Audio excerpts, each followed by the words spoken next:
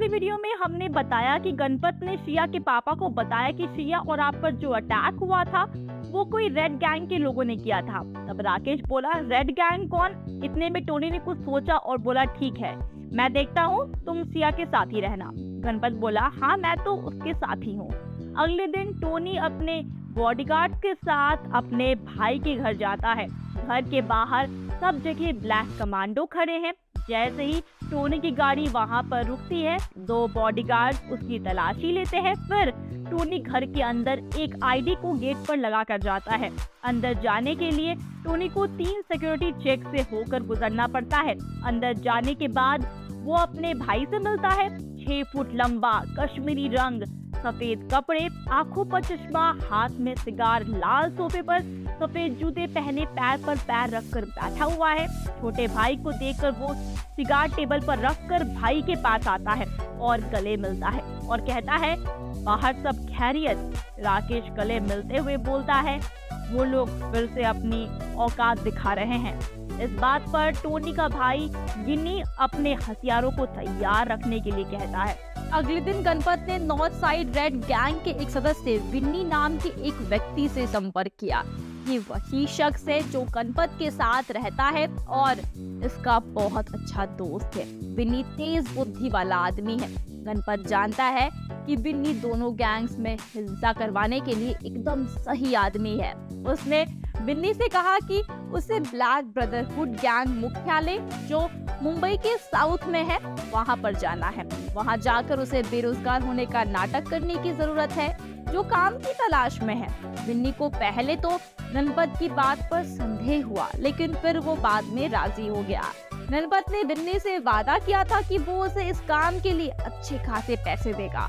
Vinny खुश हो गया और गणपत से हाथ मिलाकर वहां से निकल गया। जी हाँ, गणपत ने अपने प्लान को आगे बढ़ाने के लिए उसने विन्नी को एक फर्जी आईडी और साउथ साइड गैंग के सदस्य की तरह काम करने के कुछ बुनियादी बातें बताई। फिर अगले दिन उसने उसे साउथ इलाके में भेज दिया।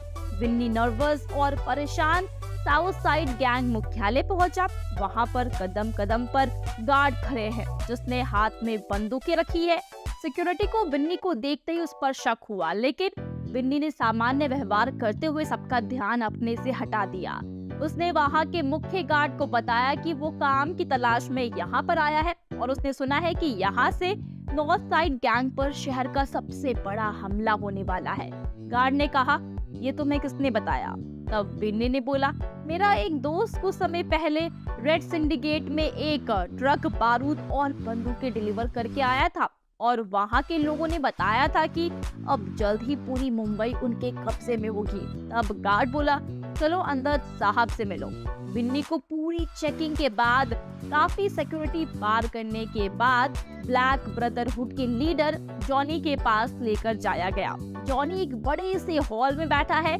हॉल में चारों ओर कुर्सियां, बीच में एक लंबी सी टेबल है जिस पर हर कुर्सी के सामने पानी की बोतल रखी हुई है। दोस्तों, सामने वाली कुर्सी पर जॉनी बैठा है। जैसे ही गार्ड विन्नी को अंदर लेकर आए, गार्ड ने कहा, ये हमले की बात कर रहा था। इस पर जॉनी अपने खतरनाक दिखने वाले गार्ड से बोला, कल तक वो ट्रक ड्राइवर मुझे यहाँ पर चाहिए। ना मिले तो इसे भी वहीं भेज देना जहाँ आज तक तुम भेजते आए हो। कमरे से बाहर आने पर विन्नी ने मजाकिया तौर पर पूछा कि कहाँ भेजते आए हो? तो गार्ड बोला, ऊपर वाले ऑफिस में। सुनकर विन्नी खुश हो गया। तभी एक दूसरे गार्ड ने बोला, ये भगवान की बात कर रहा है। तब विन्नी के एक्सप्रेशंस गणपत को मार देने वाले हो रहे थे। उधर गणपत और शिया के कमरे में बैठे हैं, जहां पर गणपत शिया के कमरे की खिड़की से बाहर देख रहा है। तभी शिया के घर के मुलाजिम उस खिड़की में से गणपत को देखते हुए देख लेते हैं और शिया के पापा राकेश को बताते हैं। तब राकेश कहता है, वो हमारा भरोसेमंद इंसान है।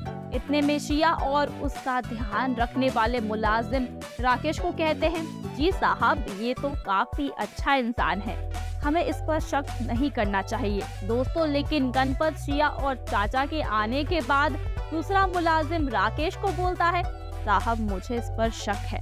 तब राकेश बोलता है, नजर रखो। तो विन्नी ब्लैक ब्रदरहुड गैंग में जाकर क्या करेगा, ये हमें कमेंट्स में बताएं। साथ ही वीडियो अच्छी लगी हो तो वीडियो को लाइक और शेयर करें एंड दोस्तों, चैनल को सब्सक्राइब करना भी मत भूलिएगा।